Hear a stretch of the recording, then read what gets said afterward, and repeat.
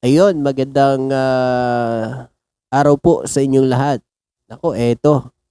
Sino kaya ang tinutukoy nitong ni Haring Akla, mga kababayan, na nanghudas daw kay Senador Bato de la Rosa? Eto na naman si Akla, oh. Sino na naman kaya? Eh di siguro kapwa-kapwa nyo DDS lang din. 'Di ba, Akla?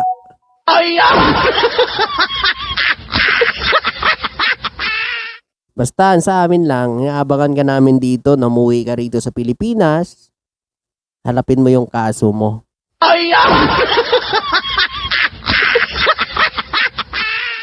Ngayon, kung sino man sinasabi mo naghudas dyan, eh ba to? Eh good yan, mga kababayan, para mahuli na yan.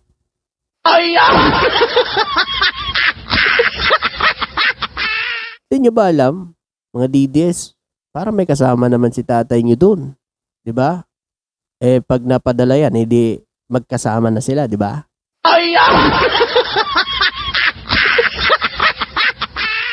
O ngayon mga kababayan, pakinggan natin yung sinasabi ni Harry Roque na sino ba daw itong humudas na ito? Ay Senador Bato. Pakinggan natin. Malinaw po ha, yung aking sinabi, I stand by it. Merong naghudas kay Bato 2 weeks ago. So meron daw naghudas kay Bato 2 weeks ago. Sino ba yan? Sinasabi mong nanghudas na yan. Kung alam mo kung sino, pangalanan mo agad.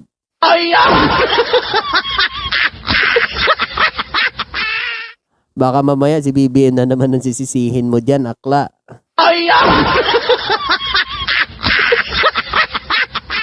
Tuloy. Wala po akong kumpirmasyon ngayon kung nasan si Wala ka naman pala confirmation eh. Nag-iingay ka lang sa social media eh. Marites, kumbaga.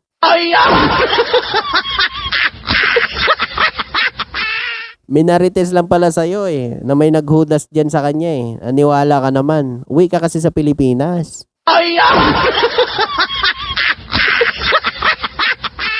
Diba? Biruin mo, sasabihin may naghudas. Saan siya nakakuha ng info? Hindi sa kapwa niya DDS. Mga kababayan na marites din.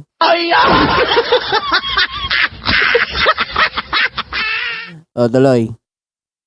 si Bato, pero hindi ko rin po pinagkakatiwalaan ang kahit sino sa gobyernong ito. Wala naman hong pumipilit sa'yo eh. Kung wala kang tiwala, mga kababayan, bakit kailan ka pa ba nagtiwala sa gobyerno?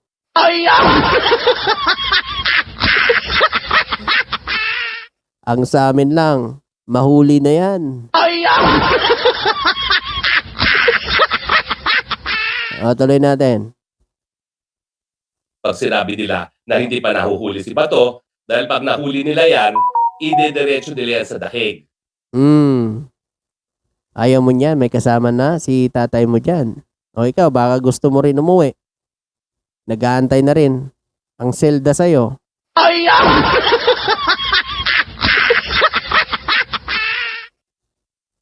So I'm giving them until tomorrow, in fact, 2 days, 48 hours. Kasi kung tinatago nila yan, within 48 hours, kailangan isurrender na nila yan sa ICC.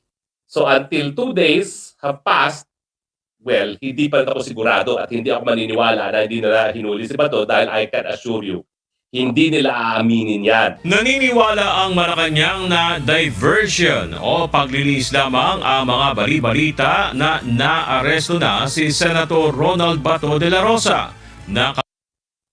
Ayan. So mga kababayan, ang Malacanang dito sa sinasabi nila na nahuli na, isa na namang taktika ng mga DDS yan. Mga kababayan, para lituhin ang mga tao. 'Di ba? Para etong nangyayaring yung impeachment, mga kababayan, mapagtakpan etong lumalabas na mga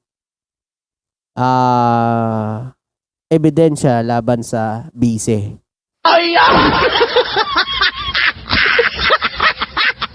Yan po sabi ng ng Malacanang.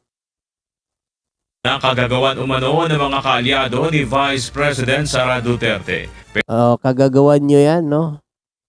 Kagagawan nyo para lang, siyempre mga kababayan, maiba, malihis ang isip ng mga tao. Galing, no? Galing talaga ng mga DBs gumawa ng ganyang mga taktika, no? Gayang-gaya ka digong yan, ha?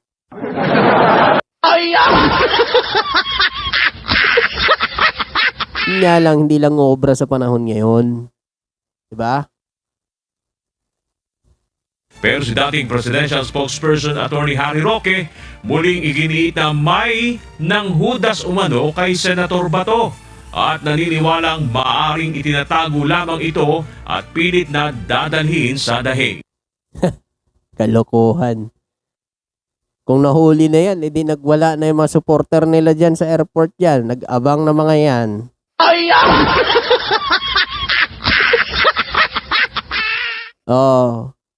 Taktika na naman nila to guys, mga kababayan, para lituhin tayo. Pero focus tayo sa impeachment.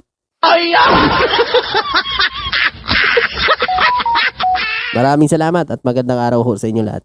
Thank you.